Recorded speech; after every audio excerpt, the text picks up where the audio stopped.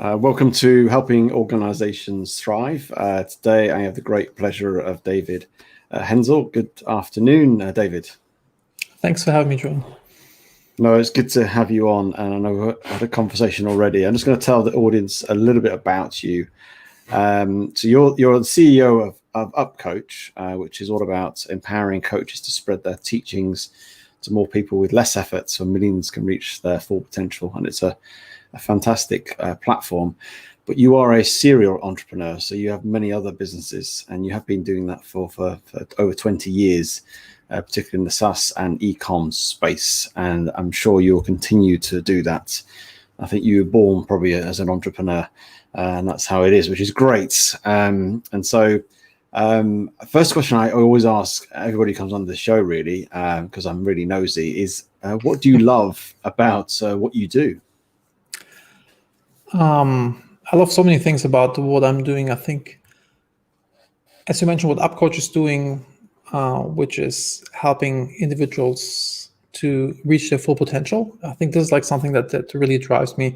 I'm a vision, mission, values nerd, so I've been digging into this a lot in my businesses and also in my personal life. So I personally found my vision, my mission to be a change agent who's transforming the lives of individuals and organizations so they can reach their full potential.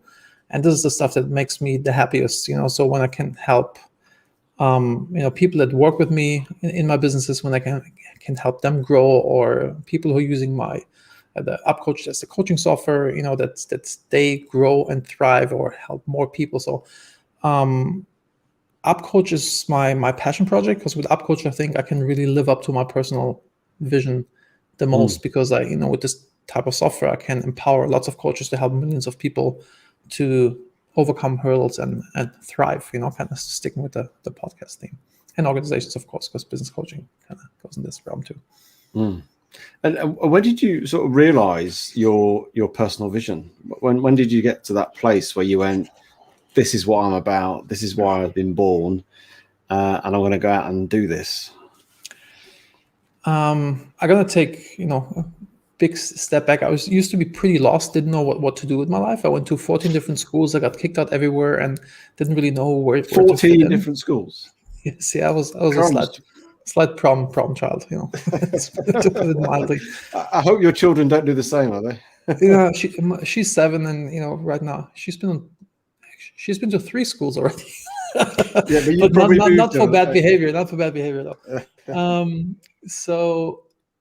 And I was pretty lost, didn't know what to do. When I was 15, I dropped out of school, and then I went to the Arbeitsamt, which is like the job center in Germany, kind of looked through every possible job I could do, and I thought, this all looks horrible. And I didn't know, what to do. I kind of felt pretty lost. And a friend of mine came to me and said, like, hey man, you're good with computers, how about we start a business again? I'm like, yeah, sure, I have nothing else going on. Then I kind of found entrepreneurship, and this was like, kind of like my thing, And then I initially followed, let's say, the dream of the world, or the mission of the world. Like, I have to make a lot of money to be happy, kind of like buying into this, not really thinking about what actually makes me personally happy, just kind of like, doing the thing. And 8 years ago, so my wife was diagnosed with breast cancer. Knock on wood, she's doing great today. But this was like a big wake-up moment for me, where I thought about, like, hey, I kind of imagined myself laying on my deathbed, looking back at my life, thinking, did I really do what I was supposed to do? Did I have the impact that I wanted to have? Did I live the life that I want to live? Like an early extreme midlife crisis. And I figured, that Max DM was my business back then, which was cool, was growing, was fun, but it was not really, really close to my heart. And so I wanted to do something with more impact. So I asked my business partners, like, hey, we're getting offers all the time. How about we sell the business? Which we did. And then I moved back to Europe. And I kind of like meditate a lot on this, kind of going through multiple iterations on what I want to do, how can I have the most impact. And, first I did Managing Happiness, which is a course on how to apply business principles to family life, kind of like EOS, the Entrepreneur Operating System, if you're familiar with it, book by Gino Wickman, for your personal life. But this was too much family therapy-esque, so it was also really not the thing that I want to do. And then I read this book by Gino Wickman, which is by John Mackey, called Conscious Capitalism. And the idea of the book, or the old idea of a business, is you have to increase shareholders' value. That's why the business exists, because you have to make you want to make the owner of the business rich. But the conscious way is you have to take care of all stakeholders of the business, meaning suppliers, customers, employees, the planet, society, community, etc.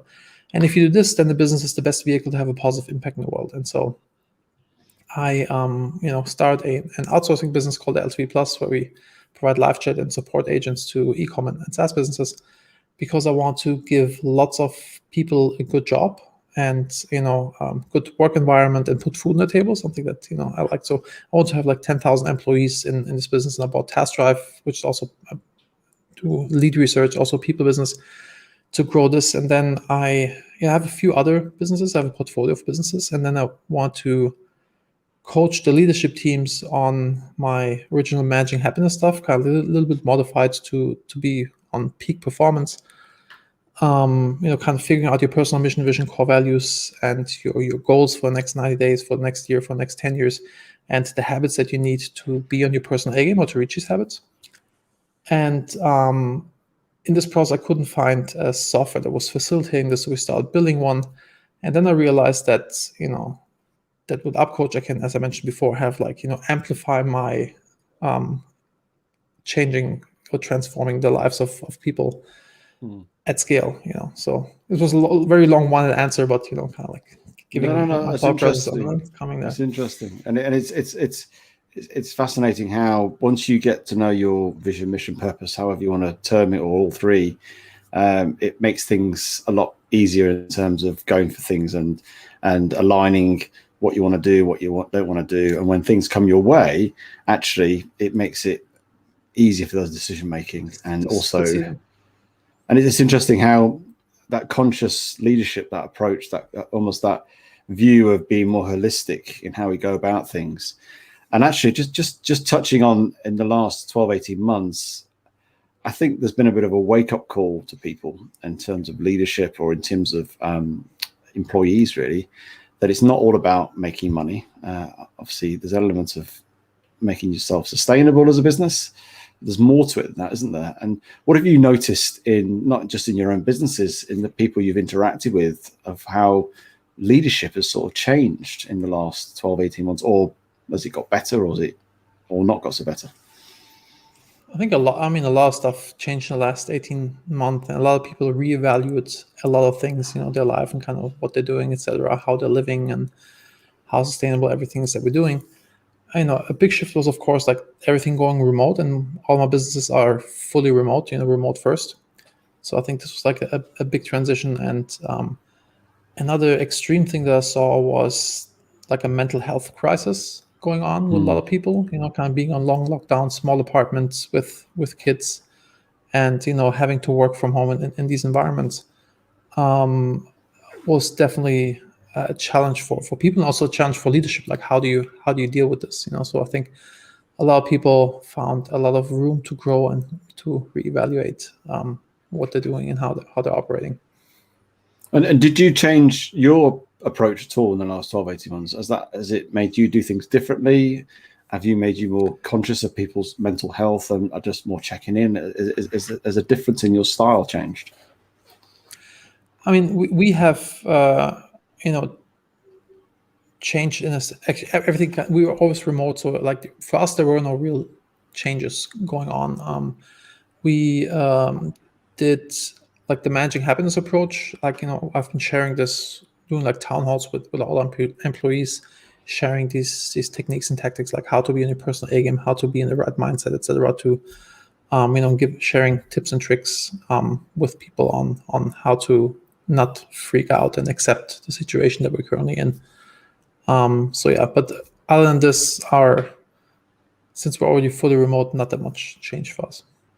Okay, so your leadership style was there anyway, because you were a remote business. But was there any more awareness of what was going on in terms of the background and the context of the family situation with COVID? Did that make you think differently about things?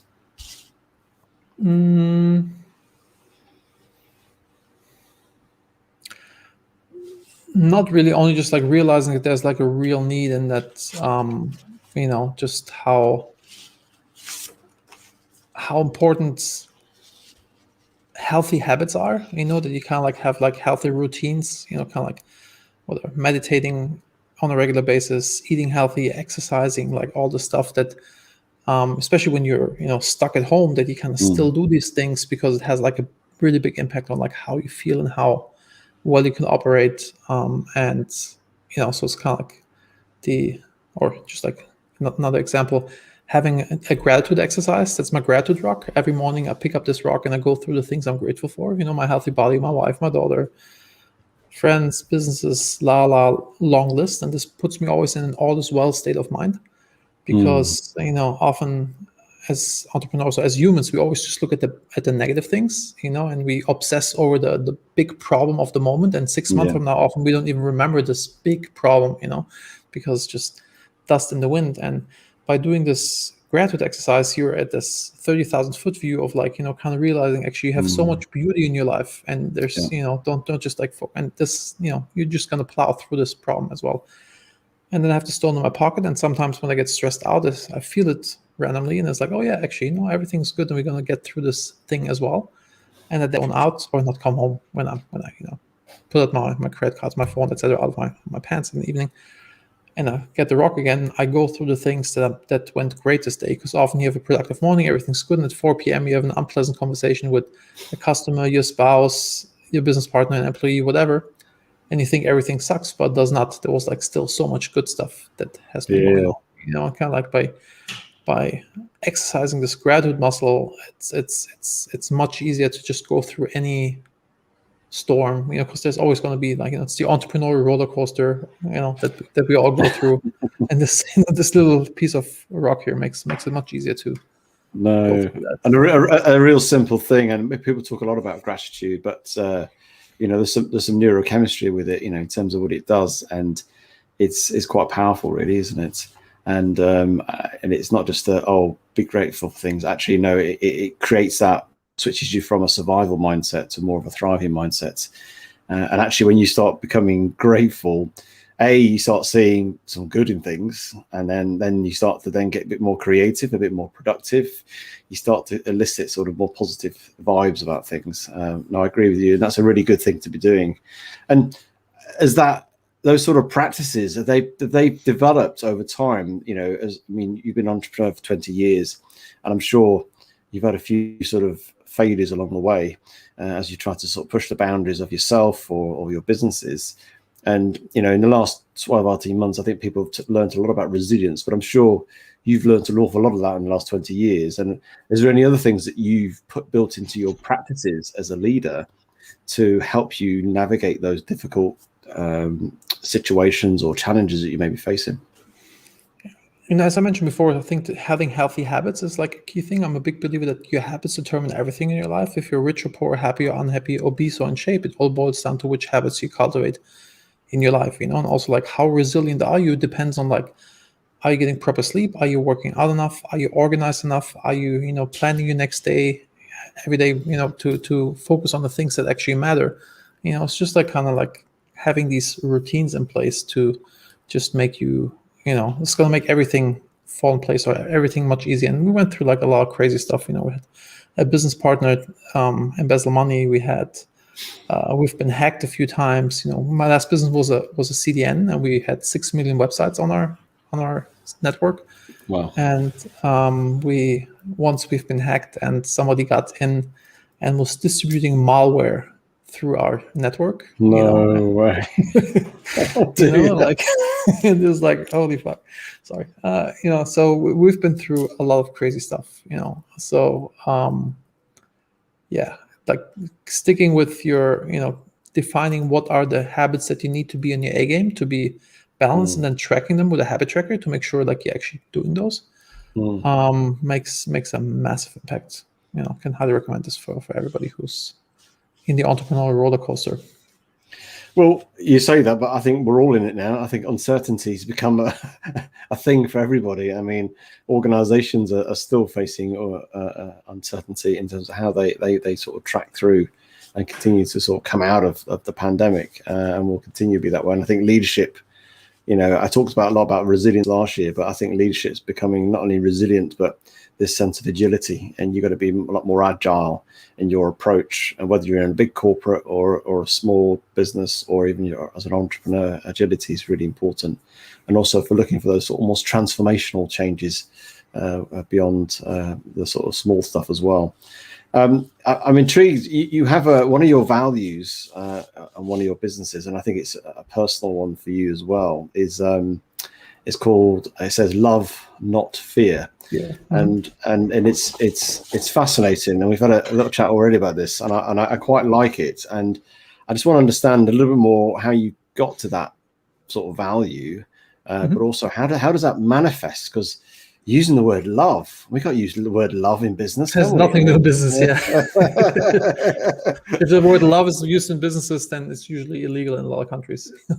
Exactly. So I'd be intrigued to where it came from and what got you to that place. And is that like a personal thing? And then how does that sort of manifest within your business and yourself?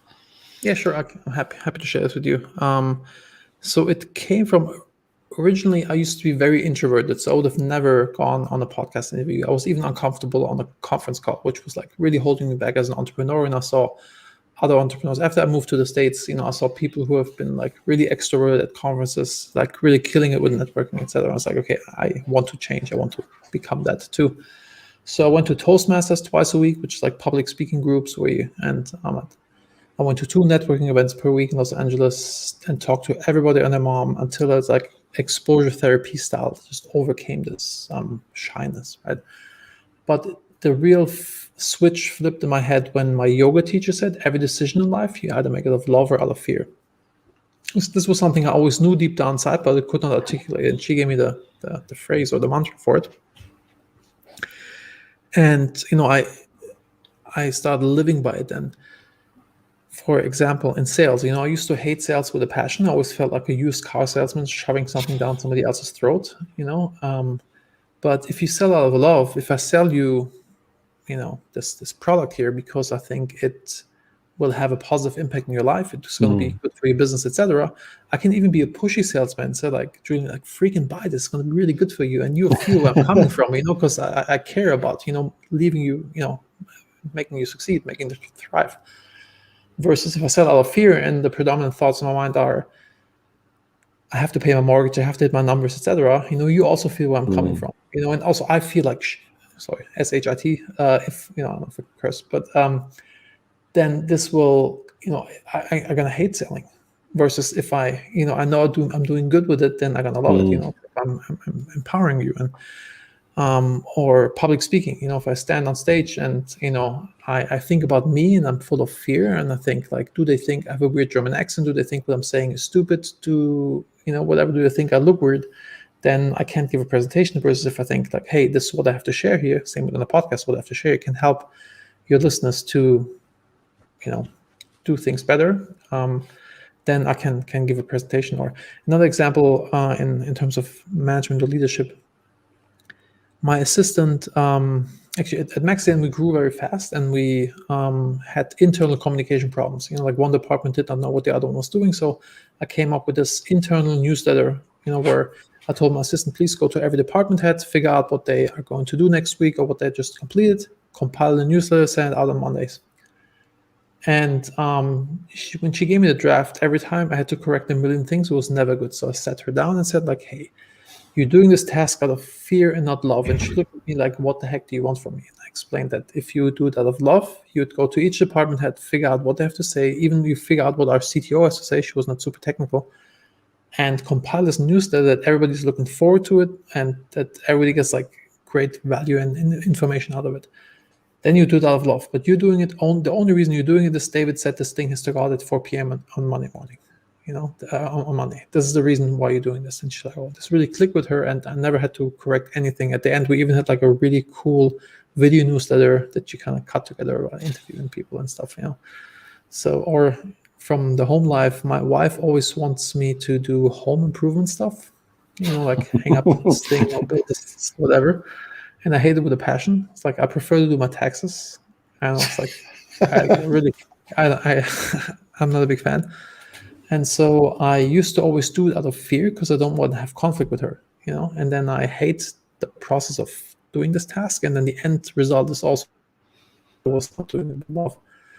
And now I just like, I still start out of fear, but then I switch to love because I want to make our house nicer and I want to make my wife happy. And all of a sudden it flows and the result becomes much better.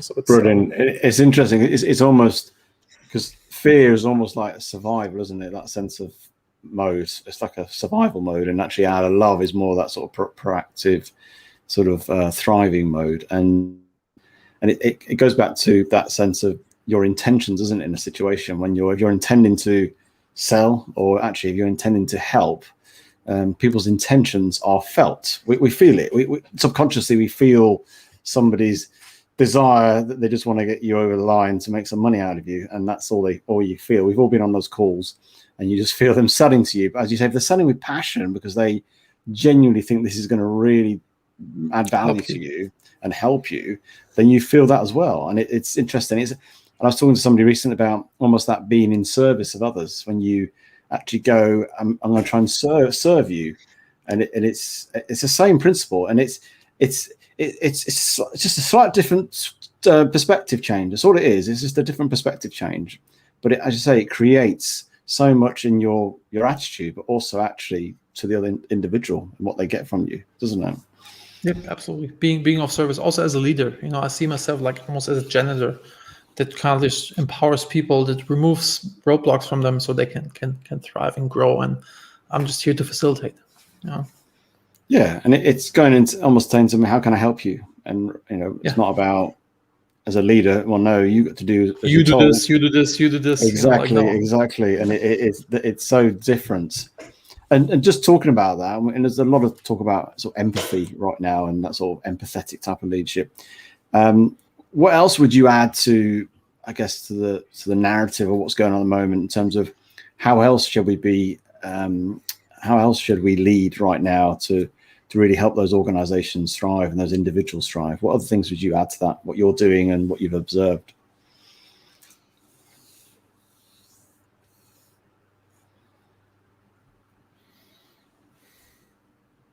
I think if you act out of love or have this service mindset, for your customers or for your employees, etc., I think this kind of like solve the majority of things. I mean, another thing that I think makes a really big impact in your business is hiring people that fit your culture.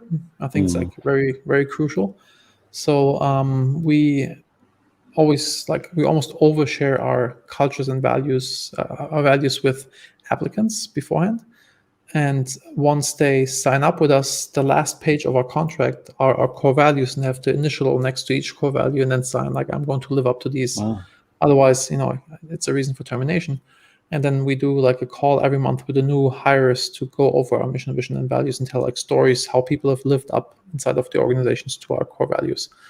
So kind of like to really hammer this into people's heads that everybody kind of like lives and breathes this idea on like who we want. And for self-selection purposes, for example, at MaxDDN, we had our first value was build cool shit, because we were like a tech-focused company. Yeah. And we want, very engineering driven. We want people that are excited to build cool shit.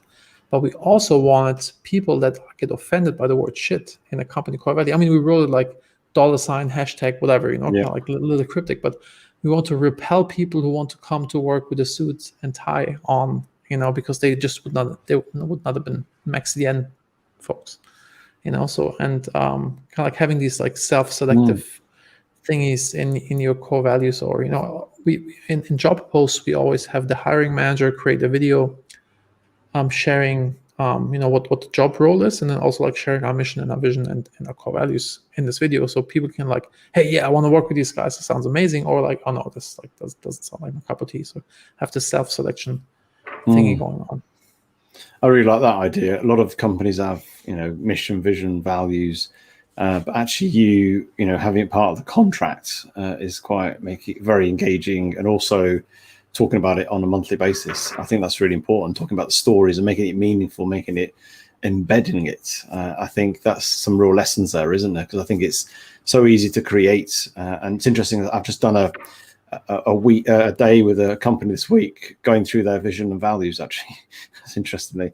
spent the whole day, and it's a fantastic experience actually, because I was facilitating, but I was feeling it all as I was going along. I was feeling these values as they were sharing it, and we were getting to that place, and they were just buzzing at the end of it. And but the challenge now is to not only put it onto a piece of paper and on a website, make it look pretty, but actually to live it and make it meaningful. Living it is this thing, and it takes so much pressure off everything. Also, especially if you as the leader, a good example. A friend of mine started Ring.com, like the doorbell company. They sold to Amazon for like a lot of money. And I talked to his head of engineering about, we're nerding out on vision, mission, values and how helpful it is. And he said they have this floodlight which you put on the side of the house, and it has like a camera and a microphone and speaker and floodlights. And when somebody walks past, it's like you see him on your phone, like, hey, and you can talk to him like, what are you doing on property leave, or call the police or whatever, right? And this engineer came to him and said like, hey, I have the best idea ever. Since these things have a microphone and have lights, we could program party mode. So if you play music and the party mode is on, the lights will flash with the music. Wow. And he could have told the engineer like, that's a stupid idea, go back to your desk and work, right? But then he would have crushed him. He would have killed his productivity, and he would never probably brought up a new idea, right? But he said, okay, that's cool, but what does this have to do with our mission, which is to make neighborhoods safer? And then discussion is over. So if you have like clear mission and vision, a lot of product questions, a lot of everything kind of just falls into place, because you have this decision filter. And the same thing with your life. If you have like your mission, vision, values in your personal life, every big decision you can just like run through this filter of vision, mission, values, and then you only do things that you are in line with like who you are or who you're striving to be. Right? No, that's great. That's good. And just before we finish, is there anything else you want to share in terms of your view on and how the challenges of leaders right now, whether it's not for yourself, but a return to the office or a hybrid office, or how we should lead, or other aspects of culture really that we need to sort of embed as we go forward? My personal preference is to be fully remote, because a lot of people have like an absolute horrible commute to work. In the Philippines, some people are like 4 hours a day commuting, and like in like not so fun, not in your fancy car listening to a podcast. It's like some bus or whatever, right? So I'm still like very pro remote first, but kind of make like local like quarterly meetups where the people from that are in somewhat close get together, hang out for a day, so you kind of like have still this bonding thing going on.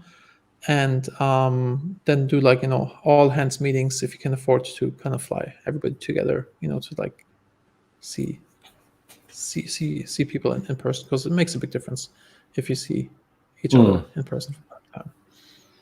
Yeah, no, I think remote can really work, and obviously you're doing it. That's what you do. But it's quite nice to have those in-person meetings, isn't it? Whether socially or just to sort of do some ideas, sort of brainstorming. It feels easier. It's interesting. The meeting I did the other day was the first in-person meeting for a while, and actually, what we did was quite a lot of ground in 4 or 5 hours compared to that online that would be doing much harder actually. Yeah. When I was just in Los Angeles a few weeks ago, and my business partner who lives in Florida now, he was also in LA. Actually, he was going to Vegas, and I was in LA, so like he came over. And since we were both in town, we just like put something out on Facebook that we're doing like a maxi den reunion party, kind of like people who are still in LA that worked for us, come and hang out in like a place where we always did our company Christmas parties. And it was like very short notice, like less than a week, and 60 people or so showed up, and it was so cool. Everybody's vaccinated, so pretty much everybody, and no masks and hugs, etc. And it's like really therapeutic for a lot of people, just like come together and see people after such a dry period of no social contact. So it felt really good. So we're social animals. We got to get together from time to time. Yes, no, it's important. It is important, and I think creating hubs and things like that is really important. Really great to listen to you, David. It's been a pleasure. In terms of people wanting to get to know you, to connect with you, what's the best way of doing that? You can check out my podcast. It's under howwesolve.com. you can go to davidhenzel.com, my site. You can always email me at david@henzel.com, or connect with me on LinkedIn. But please, mention that you heard me on Helping Organizations Thrive podcast. So, because I get a lot of spam connect requests, but if there's some context, then I'll connect, and I'm happy to chat. Brilliant. I thoroughly enjoyed our conversation, David. Thank you for coming on. Likewise, today. Julian.